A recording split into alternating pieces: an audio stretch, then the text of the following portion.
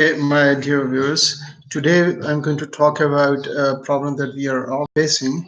That is about judging what is to be shared on the social media and what is not to be shared, because there's lots of stuff that is being shared on a daily basis on a social media that needs not to be shared. And most of the time, we see that this ends up into creating a kind of a chaotic situation. More people are getting disturbed about those things. Then most of the time, it has been witnessed that the news was not reliable, and we've been become a victim of this thing, and we've been keep on sharing this thing. So today, I have jotted down with myself the five criteria that I follow for myself before sharing anything that I receive on my social media, like WhatsApp, Twitter, Facebook, or whatever.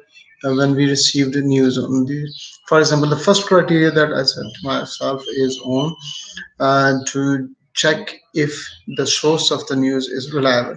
Most of the time, what it happens is that we consider the person who is sending us this news, he is reliable, and perhaps because of some certain busyness or because of his own preoccupation about certain things, he might have not checked the reliability of the source of the news. So what happens is that we have seen like people they are citing other people like because they have received from such a reliable person, and that's why the source is correct.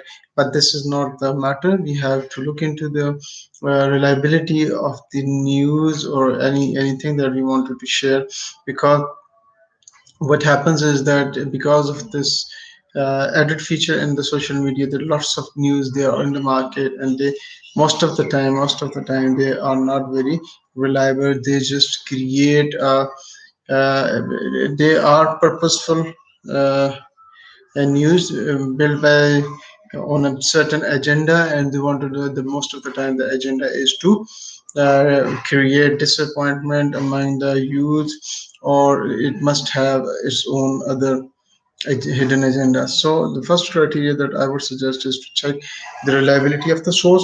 The second thing that as a Muslim have to look into it, like if it is according to the teachings of the Islam. There can be news things that might not be according to the teaching of Islam. So the Muslims who are listening to my this talk, they need to be adhering to the principles of the Islam. That if the news is not promoting anything that is kind of haram considered in Islam. The third criteria that I put on myself is that like if that is according to Islam, still does it like where does it stand on the moral grounds? Like, do you think like if this is true and if it is a right information, but is it necessary to share this thing? Like most of the time, there are certain truth that needs not to be told, on especially on such a massive level. So there are things that needs to be judged on the basis of the moral ground, and then we have to decide about it before sharing that. Is it a useful information? So most of the time they just send messages to each other, and the most of the time the messages are not very useful.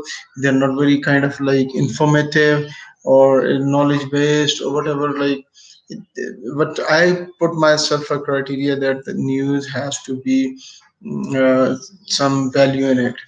And the last criteria that I set to myself is the is it the right forum to share this news, or whatever I'm trying to share, because what it is noticed like most of the time people are just complaining about some governments issues, some other political parties issues, or some other issues on a general masses, which need not to be shared, but rather instead of that, if we could have gone to that institution and made a complaint against this very thing that they are talking about.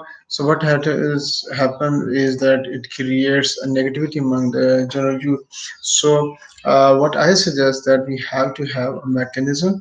We have to have a self check being imposed on us before we go and start sharing the things to the other people. Raji, thank you very much. Have a nice day.